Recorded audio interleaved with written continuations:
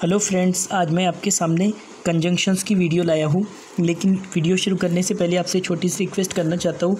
अगर आप मेरे चैनल पर नए हैं तो प्लीज़ इस चैनल को सब्सक्राइब करें और इस वीडियो को ज़्यादा से ज़्यादा शेयर करें। तो गाइस, सबसे पहला हमारे पास में कंजंक्शंस है बट का मतलब होता है लेकिन, किंतु या परंतु। ये तीन मतलब इसके होते हैं। बट का इस्तेमाल हम वाक्य के बीच में करते हैं, यानी जुमले के बीच में करते हैं। तो सबसे पहली जो एग्जांपल है हमारे पास वो है ही इज़ रिच, वो अमीर है। रिच का मतलब होता है अमीर, बट वेरी माइजर, लेकिन बहुत कंजूस है। Second example, she is poor, वो गरीब है, बट शी नेवर बेग्स, लेकिन वो कभी नहीं मांगती। इसके बाद में हमारी थर्ड एग्जाम्पल है दे आर ऑफिसर्स, वो ऑफिसर्स है, but they are not honest person, लेकिन वो ईमानदार शख्स नहीं है। ऑनेस्ट का मतलब होता है ईमानदार। इसके बाद में गाइस जो हमारा नेक्स्ट कंजंक्शंस है वो है बिकॉज का मतलब होता है क्योंकि या चूँकि। तो बिकॉज का इस्तेमाल हम रीज़न बताने के लिए बीच में करते हैं, यानी इसका हम इस्तेमाल बीच में करेंगे और रीज़न बताएंगे। जैसे कि पहली एग्जांपल, आई कुडंट कम, मैं नहीं आ सका। कुडंट का मतलब होता है नहीं सका, तो आई कुडंट कम, मैं नहीं आ सका बिकॉज आई वॉज अनवेल, क्योंकि मैं अनवेल था। अनवेल का मतलब होता है बीमार। इसके बाद में सेकेंड एग्जाम्पल है शी इज़ नॉट कमिंग, वो नहीं आ रही है बिकॉज शी इज़ इल, क्योंकि वो बीमार है।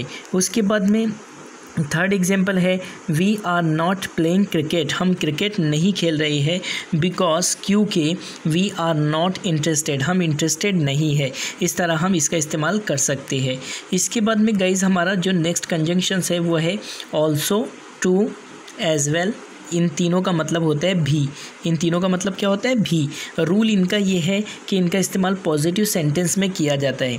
मतलब जब भी पॉजिटिव सेंटेंस जो सकारात्मक वाक्य रहेंगे, मतलब मुस्बित वाक्य रहेंगे, मुस्बित जुमले रहेंगे, उनके लिए हम टू या एज वेल या फिर ऑल्सो यूज़ करेंगे। जबकि इवन का मतलब भी होता है, इवन का मतलब भी होता है, लेकिन इसका रूल ये है कि इसे हम पॉजिटिव और नेगेटिव दोनों के लिए इस्तेमाल कर सकते हैं। उसके बाद में आइदर का मतलब भी होता है, लेकिन इसे हम सिर्फ नेगेटिव के लिए इस्तेमाल करते हैं। इसके बाद में गाइस और रूल ये है कि ऑल्सो का इस्तेमाल हम हेल्पिंग वर्ब के बाद या फिर पहले कर सकते हैं, और इवन का इस्तेमाल शुरू में किया जाएगा।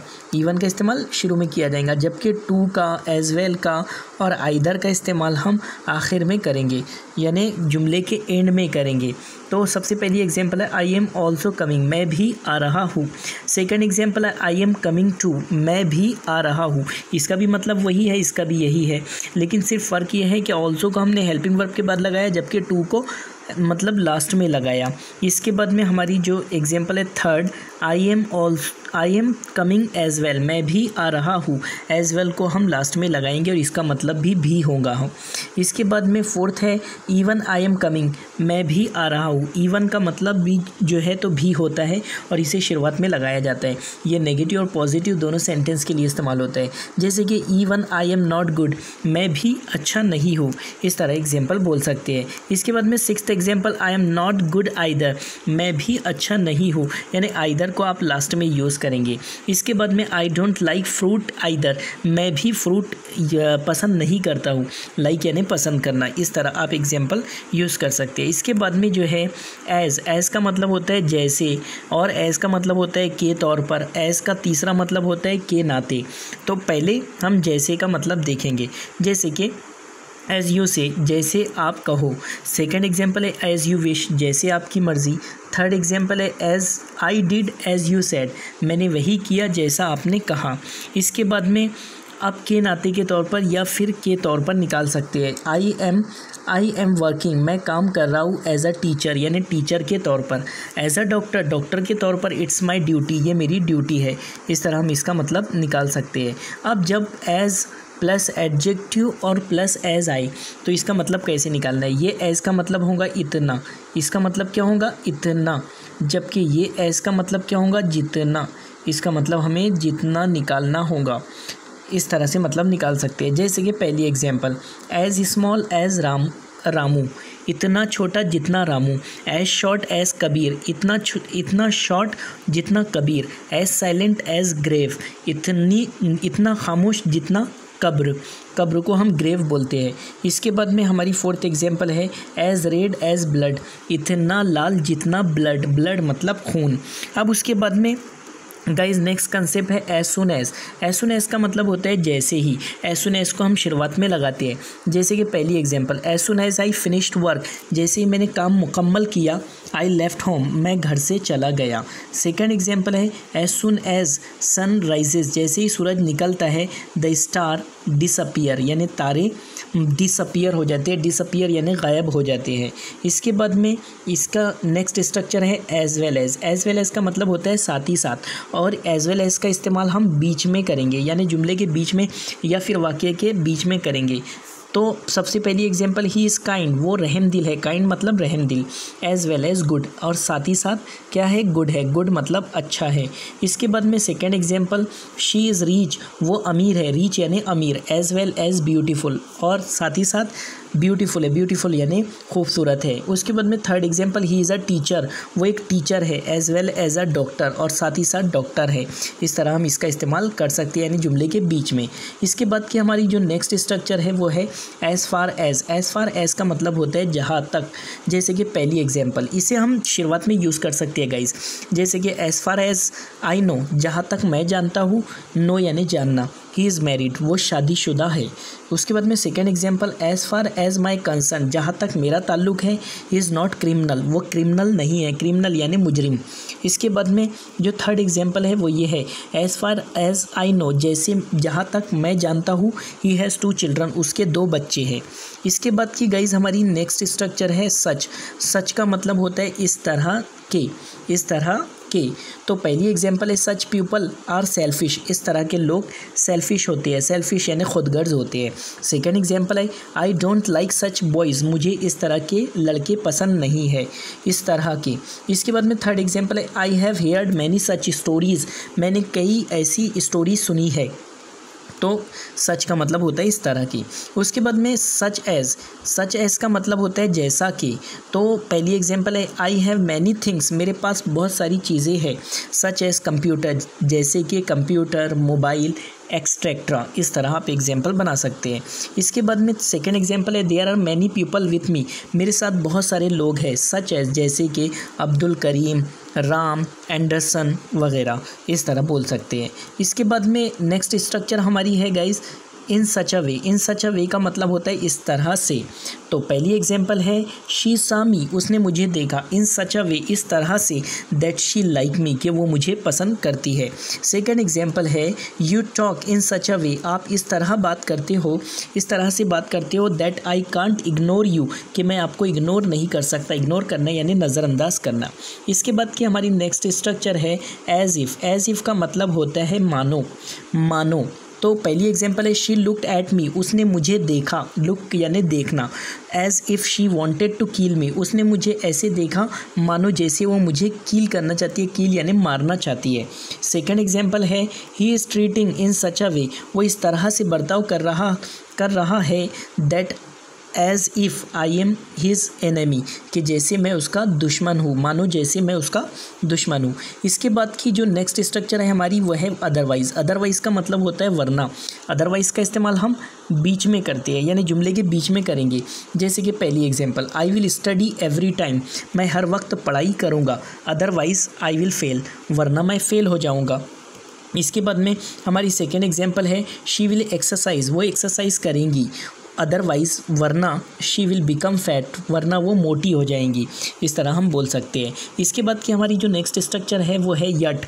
यट का मतलब और एज यट का मतलब, टील नाउ का मतलब और बाय नाउ का और सो फार का, इन सभी का मतलब होता है अभी तक, अभी तक। इनका इस्तेमाल हम प्रेजेंट टेंस में करते हैं, यानी जो भी प्रेजेंट टेंस रहेगा, चाहे सिंपल प्रेजेंट टेंस हो, प्रेजेंट कंटिन्यूअस हो, प्रेजेंट परफेक्ट हो या प्रेजेंट परफेक्ट कंटिन्यूअस हो, सबके लिए हम इसी का इस्तेमाल करेंगे। तो पहली एग्जांपल हमारे पास है she has not seen Apple yet, उसने अभी तक सेब नहीं देखा।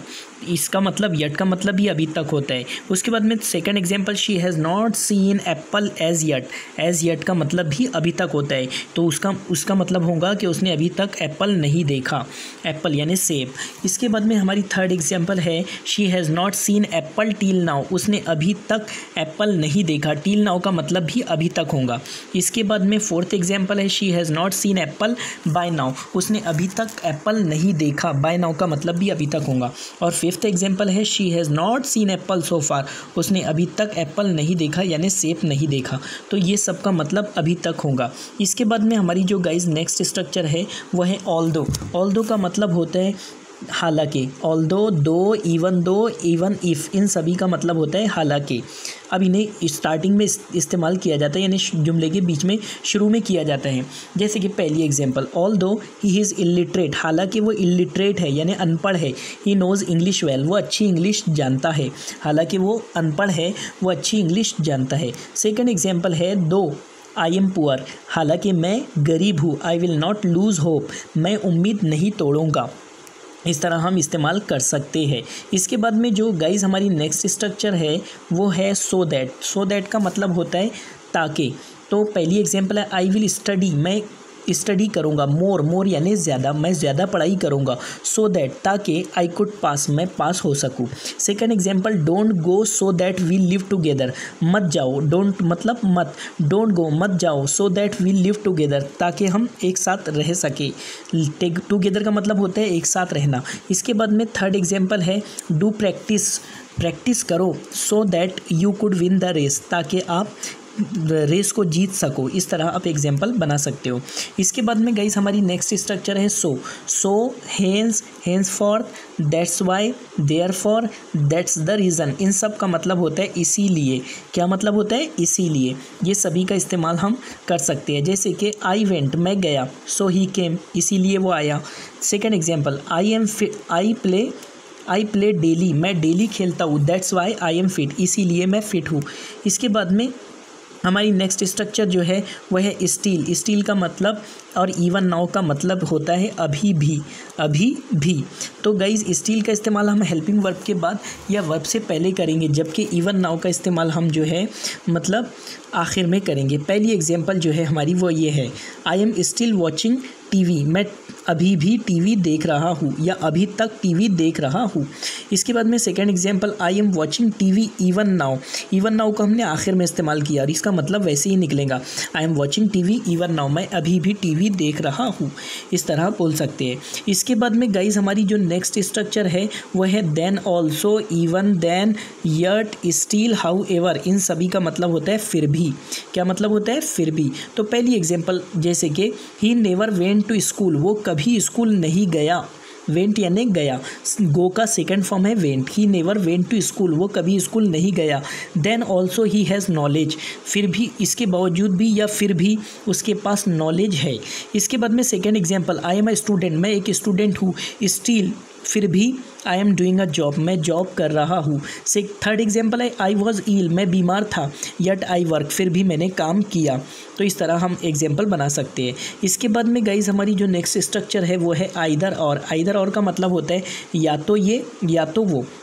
जैसे कि पहली एग्जांपल, आइदर सबा बैट फर्स्ट, या तो सबा को बैट फर्स्ट करनी चाहिए यानी पहले बैट करनी चाहिए, और यू, या तो आपको बैट पहले करनी चाहिए। सेकंड एग्जांपल है आइदर शहबाज विल गो, या तो शहबाज जाएगा, और आई विल, या तो फिर मैं जाऊंगा। इसके बाद में हमारी नेक्स्ट स्ट्रक्चर है नाइदर नॉर। नाइदर नॉर का मतलब होता है ना तो ये ना तो वो।